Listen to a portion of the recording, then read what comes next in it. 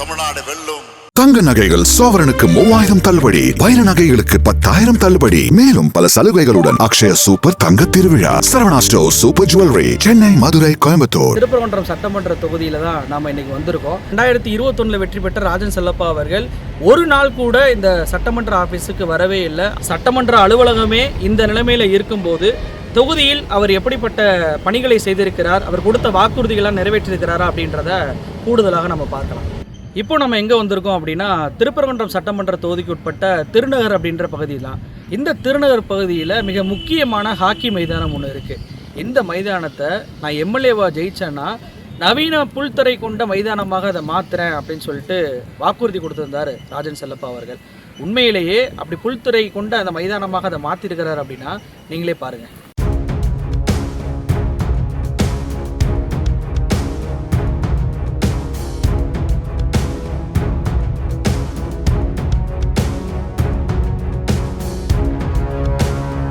அவர் கொடுத்த அந்த வாக்குறுதிப்படி இந்த மைதானத்தை புல்வெளி மைதானமாக அவர் மாற்றவே இல்லை. திருப்பரங்குன்றம் சட்டமன்ற தொகுதியில் இப்போ நம்ம வந்திருக்க இடம் எதுன்னு பார்த்தீங்க அப்படின்னா, இங்கே மிக முக்கியமாக கண்மாயாக கருதப்படக்கூடிய சுற்றி இருக்கக்கூடிய அத்தனை கிராம மக்களுக்கும் விவசாயத்திற்கு பயன்படக்கூடிய மதுரையுடைய மிகப்பெரிய அடையாளமாக பார்க்கப்படக்கூடிய தென்கால் கண்மாய் தான். அப்படியே திருப்பரங்குன்றம் மலைக்கு நேர் எதிராக இருக்கக்கூடிய கண்மாயாக இந்த கண்மாயை 2021 நான் எம்எல்ஏவாக வெற்றி பெற்றால் இந்த கண்மாயை சுற்றி நடைமை பாதையை அமைச்சு மக்கள் அனைவருமே நடந்து போகிற மாதிரியும் படகு சவாரியையும் நான் ஏற்படுத்தி தருவேன் அப்படின்ற வாக்குறுதியை சிட்டிங் எம்எல்ஏவாக இருக்கக்கூடிய ராஜன் செல்லப்பா அவர்கள் கொடுத்திருந்தார். அந்த வாக்குறுதியை நிறைவேற்றிருக்கிறாரா அப்படின்னு சொல்லி பார்த்தோம் அப்படின்னா, இந்த இடத்துல நடைபாதையும் அமைக்கலை, படகு சவாரியும் பண்ணவே இல்லை. நீங்கள் அந்த கண்மாயோடைய நிலைமையை பார்த்தாவே தெரியும். சுற்றி இருக்கக்கூடிய பகுதியில் அத்தனையுமே மிக மோசமாக பராமரிக்கப்படுவதை பார்க்க முடியுது. இந்த பகுதியில் இந்த கண்மாயை சுத்தப்படுத்தி நடைபாதையை அமைச்சு கொடுத்து படகு சவாரி விட்டால் திருப்பரங்குன்றம் மலைக்கு முருகனை தரிசிக்க வரக்கூடிய பக்தர்கள் அனைவருக்குமே ஒரு சுற்றுலாத்தலமாகவும் இது பயன்படக்கூடிய வாய்ப்பு என்பது இருக்குது.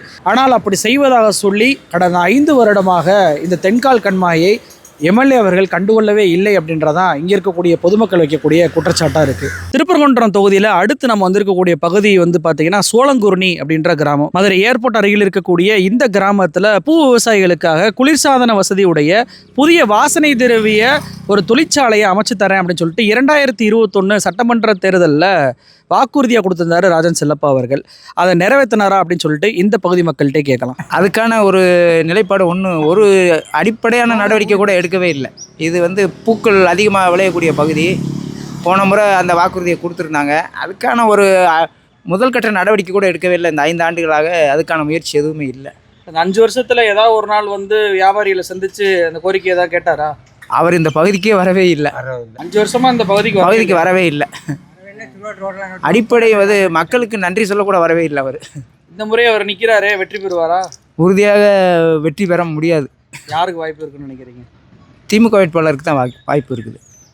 கிருத்திகா தங்கபாண்டியனுக்கு. எதனால அவங்களுக்கு ஆதரவு? அவங்க நிறைய மக்களுக்கான நலத்திட்ட உதவியில் நிறையா செஞ்சுருக்கிறாங்க. அது பெண் வேட்பாளர்ன்றதுனால பெண்கள் மத்தியில் நல்ல வரவேற்பு அவங்களுக்கு நிறையா இருக்குது. அதனால் உறுதியாக ஜெயிச்சிருவாங்க. பொதுவாக இங்கே ரெட்டலை அப்படின்ற ஒரு இது இருக்குமே, அதையும் மீறி உதயசூரியன் ஜெயிச்சிருவாங்க. அந்த கருத்தின் அடிப்படையில் பார்த்தோம்னா அந்த காலகட்டங்கள்லாம் மாறிக்கிட்டு வருதுல்ல. நலத்திட்டங்கள் மற்ற அடிப்படை வசதிகள் அரசினுடைய திட்டங்கள் மக்களுக்கு நேரடியாக போய் சேர்ந்துருக்கு. இப்போ மாணவர்களுக்கான அந்த மடிக்கணினி திட்டம் போயிருக்குது. இந்த 1000 ரூபாய் உதவி மாணவர்களுக்கு போயிருக்குது. பெண்களுக்கு 1000 ரூபாய் உதவி வந்திருக்குது. இந்த முதியோர் உதவித்தொகையினுடைய ரேட்டை ஏற்றி கொடுத்துருக்குறாங்க. பஸ்ஸில் இலவசமாக பயணம். இந்த மாதிரி அரசினுடைய திட்டங்கள் மக்களுக்கு நேரடியாக சேர்ந்ததுனால அவங்க ஆட்சியை விரும்புகிறாங்க. ஒரு ரோடு கூட போடல, குடி தண்ணி ஒரு அடி வைப்பு கூட போடல. அவர் 2 சொல்ல கூட இல்லை. அவர் சொன்ன வாக்குறுதியெல்லாம் அங்கே ஒன்றும் இல்லை. ஒரு ரோடு வசதி உள்ள இப்போ ஒரு பேப்பர்கள் கூட பதிக்கிறேன். இதெல்லாம் போய் எதுவும் மனுவெல்லாம் எதுவும் கொடுக்கலையா அவர்கிட்ட? கொடுத்தா கீழே ஓட்டு போடுவார். அது பயன் எந்த வகையில் பயணம் இருந்திருக்கும்? அந்த மாதிரி அமைச்சு கொடுத்துருந்தாருன்னா அமைச்சு கொடுத்துருந்தா தான் நல்லது தானே அது உங்களுக்கு. அதான் அமைச்சு கொடுக்குறது தான் வழி இல்லையே இது வரைக்கும். அன்றாட அது அழியணுமா தானே இருக்குது உங்களுக்கு. இப்போ இன்னைக்கு எடுத்து இன்னைக்கு அழியணும், அது விடிஞ்சா போய் மலர்ந்துடும். அது பூ வியாபாரிகள் மத்தியில் ஒரு ஏமாற்றமாக இருக்கா? அப்போ ஆமாம், உங்களுக்கு அதுதானே ஏமாட்டேன்னா. இப்போ நீங்கள் அவங்க கேட்குற ரேட்டுக்கு தான் நம்ம கொடுக்குறோம். இப்போ அந்த வசதி இருந்தால் நம்ம நாளைக்கு விற்றுக்கலாம்னு வச்சுக்கலாம்ல. அதனால பெரிய நஷ்டம் நம்ம நஷ்டம் ஏற்படுதுல்ல. உங்களுக்கு அன்றாட அழிச்சு தானே ஆகணுத. அன்றாட அழிக்கலைன்னா அது சரியாக வராதுல்ல.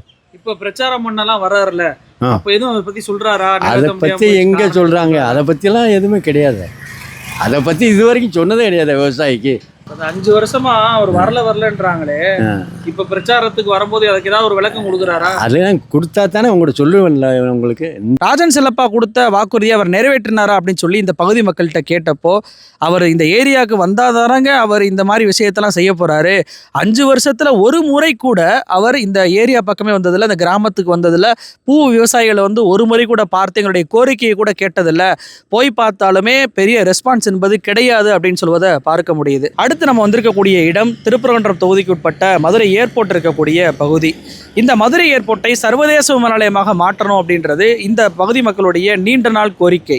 அந்த சர்வதேச விமான நிலையமாக மாற்றுவதற்கு ரன்வேவை அகலப்படுத்தணும் அப்படின்ற கோரிக்கையும் வச்சுருந்தாங்க. ஆனால் இந்த முறை தேர்தல் வருகிறது அப்படின்றக்காகவே வெறுமன பெயரளவில் மட்டும் சர்வதேச விமான நிலையமாக அங்கீகாரம் கொடுத்துருக்குறாங்க. ஆனால் அந்த அங்கீகாரம் பெறுவதற்கான ட்ரேட் அக்ரிமெண்ட்டை எல்லா நாட்டுக்கிட்டையும் போட்டாங்க அப்படின்னா அந்த எந்த அக்ரிமெண்ட்டும் போடலை, ரன்வேயும் அகலப்படுத்தலை. ரன்வேவை அகலப்படுத்தாமல் எப்படி பெரிய விமானங்கள், வெளிநாட்டு விமானங்கள்லாம் இங்கே வந்து இறங்கும்? எந்த ஒரு வசதியும் செய்யாமலேயே தேர்தலுக்காக வெறுமன பெயரளவில் சர்வதேச விமான நிலையமாக மாற்றி இருக்கிறாங்க அப்படின்ற ஒரு குற்றச்சாட்டை இங்கே இருக்கக்கூடிய மக்கள் வைக்கிறாங்க. எப்படி மதுரை எய்ம்ஸை 2019 தேர்தலுக்காக வெறுமன ஒரு செங்கலை மட்டும் நட்டுவிட்டு எய்ம்ஸ் திறந்து விட்டோம் என்று பிரச்சாரம் பண்ணார்களோ, அதே போல் சர்வதேச விமான நிலையம் அப்படின்ற வெறும் பெயரை மட்டும் காட்டிவிட்டு அதற்கான எந்த வசதியுமே செய்யாமல் சர்வதேச விமான நிலையமாக மாற்றி விட்டோம் அப்படின்னு சொல்லி இங்கே இருக்கக்கூடிய எம்எல்ஏ பேசுவதாக இந்த பகுதி மக்கள் குற்றச்சாட்டை வைப்பதை பார்க்க முடியுது. குளிர்சாதன கிடங்கு இங்கே இருக்கக்கூடிய மக்களுக்கு பூ வியாபாரிகள்லாம் அமைச்சு தரதாக ராஜன் செல்லப்பா அவர்கள் வாக்குறுதி கொடுத்திருந்தாரு. அவர் நிறுத்தியிருக்காரா? இது குளிர்சாதன கிடங்குன்றது இங்கே வந்து அமைக்கப்படலை. அது ஒரு வாக்குறுதியாகவே தொடர்ந்து 2-3 தேர்தலில் கூட இருக்குது. இங்கே வந்து சென்ட் கம்பெனி ப்ரைவேட்டானவங்ககிட்ட தான் இருக்குது, தவிர குளிர்சாலை கிடங்குன்னு எதுவுமே கிடையாது. இங்கே ஜஸ்ட்டு காலையில் பூவை பர்ச்சேஸ் பண்ணாங்கன்னா அவங்களே பேக் பண்ணி தான் கொண்டு போகிறாங்களே தவிர தனிப்பட்ட முறையில் எதுவும் இல்லை. அந்த மாதிரி கிடங்கு இருந்துச்சுன்னா அந்த இங்கே இருக்க பூ வியாபாரிகளுக்கு யூஸ்ஃபுல்லாக இருக்குமா? அது ரொம்ப பயனுள்ளதாக இருக்கும். முக்கியமாக வெளிநாட்டுக்கு ஏற்றுமதி பண்ணக்கூடிய வியாபாரிகளுக்கு தான் ரொம்ப ரொம்ப பயனுள்ளதாக இருக்கும். அதே மாதிரி நீங்கள் சொல்கிற மாதிரி ஒரு வியாபாரிகள்ன்ற வரப்போ ஒரு வியாபாரிக்குன்னு தனிப்பட்ட முறையில் இந்த உழவர் சந்தையெல்லாம் தனிப்பட்ட முறையில் ஒன்று கொடுக்குறாங்கல்ல, அது மாதிரி இது மாதிரி பண்ணாங்க அப்படின்னா அவங்களுடைய பூக்களை தனித்தனியாக ஸ்டோர் பண்ணிக்கிறப்ப நிறைய வாய்ப்பு இருக்கும். இந்த தொகுதியில் ராஜன் செல்லப்பா அவர்கள் குறைகளை மக்களை கேட்பதற்கெல்லாம் வருவாரா? அவங்க போன தடவை தேர்தல் பிரச்சாரத்துக்கு வந்திருக்கிறத நான் பார்த்துருக்கேன். குறைகள் கேட்பதுன்றது வந்து ரொம்ப குறையாக தான் இருக்கும். அது நம்மளுக்கு முழுவதுமாக வந்த மாதிரி தெரியலை. அவர் சட்டமன்ற ஆஃபீஸ், அவரோட ஆஃபீஸை விட்டுட்டு இன்னொரு ப்ரைவேட் இடத்துல ஒரு ஆஃபீஸ் போட்டிருக்கிறாரு. அந்த இடத்துல எம்எல்ஏ ஆஃபீஸ் இருக்கிறது உங்களுக்கு தெரியுமா? எந்த இடத்துல இருக்குன்னு? அது நம்மளுக்கு தெரியாது. அது தெரியாது. இந்த தடவை யார் வெற்றி பெறுவார்னு நினைக்கிறீங்க? இல்லை, நல்ல ஒரு அமைதியான தமிழகம் வந்து வளர்ந்துருக்கு. தமிழ்நாட்டிலேயே இந்தியா ஒரு பாகிஸ்தானோட ஒரு நாட்டோட கம்பேர் பண்ணுற அளவுக்கு ஜிடிபிலாம் உயர்ந்திருக்கு. இந்த மாதிரி ஒரு நல்ல ஆட்சியை கொடுத்துருக்குது.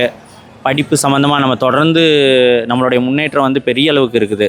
உலக நாடுகள்லேயே பெரிய அளவுக்கு இருக்குது. இதுக்கு அடிப்படையாக அந்த திமுக, திக அல்லது திராவிட கட்சிகளுடைய அண்ணா திமுகவாக இருக்கட்டும், திமுகவாக இருக்கட்டும், ரெண்டினுடைய அமைப்பும் ரொம்ப முக்கியமானது. இப்போதைக்கு நம்மளுக்கு சென்ட்ரல்லையும் சரி, ஸ்டேட்லேயும் சரி எல்லா விதமான வாய்ப்புகளையும் ஏற்படுத்தி கொடுக்குறது திமுக கட்சி தான் ஏற்படுத்தி கொடுக்குது. ஏன்னா சென்ட்ரல்லேருந்து வாங்க வேண்டியதை கடுமையாக பேசி வாங்குது அல்லது அதுக்காக ஃபைட் பண்ணுது. இங்கே நடக்க வேண்டிய விஷயங்கள்லாம் நடந்துக்கிட்டே தானே இருக்குது. அதனால் இதில் திமுக ஆட்சி தான் இப்போதைக்கு சிறப்பாக செயல்படுது. வளையாங்குளத்து கூட நான் கேள்விப்பட்டிருக்கேன். அதாவது வந்து பூக்கடைகள் பக்கத்தில் ஆரம்பத்தில் இருக்கும் பொழுது குளிர்சாதன பெட்டிகள் கட்டித்தரதாக சொல்லியிருந்தாங்க. அது இது வரைக்கும் நடைபெறலை. அதனால் வந்து ராஜன் செல்லப்பா வந்து வெற்றி வாய்ப்பு தேடுறதுக்கு மிகவும் கடினம். இல்லை, 5 வருஷத்தில் ஒரு நாள் கூட தொகுதி மக்களை வந்து பார்த்து குறைகளை கேட்டறிஞ்சார் அப்படின்ற மாதிரி எதுவுமே இல்லைன்னு இந்த பகுதி மக்கள் நிறைய பேர் சொல்கிறாங்களே, அது உண்மைதானா? உண்மை கள நிலவரம் உண்மை தான். அவர் ராஜன் செல்லப்பா இது வரைக்கும் யாரையும் வந்து பார்த்ததில்லை, எந்த இதுவுமே வந்து இது வரைக்கும் பார்த்ததில்ல, செஞ்சது கிடையாது. அதனால் வந்து அவருக்கு வாய்ப்பு கம்மி. அதான் கீர்த்திகா தங்கப்பணியனுக்கு வந்து 100% வந்து வெற்றி வாய்ப்பு இருக்குது. இந்தியா முழுவதும் இன்னைக்கு எதிர்நோக்கி இருக்கக்கூடிய மிக முக்கியமான ஒரு தொகுதியாக மாறி இருக்கக்கூடிய ஒரு தொகுதி அப்படின்னா அது திருப்பரங்குன்றம் தொகுதி தான். அந்த திருப்பரங்குன்றம் தொகுதியில் இந்த 5 ஆண்டுகள் எம்எல்ஏவாக இருந்த ராஜன் செல்லப்பா அவர்கள் கொடுத்த வாக்குறுதிகளை எல்லாம் நிறைவேற்றிருக்காங்களா அப்படின்னு சொல்லி அந்தந்த ஏரியாவுக்கே ஸ்பாட்டுக்கே போய் அந்த பகுதி மக்கள்கிட்டே கருத்து கேட்டப்ப அவங்க சொல்கிற ஒரே விஷயம், அவர் இந்த 5 ஆண்டுகளில் ஒரு நாள் கூட வரலை. 2021 தேர்தலில் எம்எல்ஏவுக்கு வெற்றி பெற்று நன்றி சொல்வதற்கு கூட அவர் எங்கள் பகுதிக்கு வரவே இல்லைன்ற குற்றச்சாட்டை வைக்கிறாங்க. சோளங்குன்னி கிராமத்தில் பூ விவசாயிகள் அத்தனை பேருமே எங்களுக்கு புதிய திரவிய தொழிற்சாலையை ஒன்று ஏற்படுத்தி தரேன்னு சொல்லி வாக்குறுதி கொடுத்தாரு. ஆனால் எங்கள் பகுதிக்கு அவர் வரவே இல்லை, அந்த வாக்குறுதியும் நிறைவேற்றலைன்றாங்க.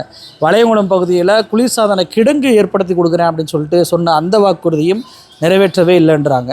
தென்கால் கண்மாய் பகுதியில் நடைபாதையோட மக்கள் வசதிக்கு ஏற்படுத்தி கொடுத்து படகு சவாரி விடுவேன் அப்படின்னு சொல்லி சொன்ன அந்த வாக்குறுதியுமே ராஜன் செல்லப்பா அவர்கள் நிறைவேற்றவே இல்லை அப்படின்ற குற்றச்சாட்டை மக்கள் வைப்பதை பார்க்க முடியுது.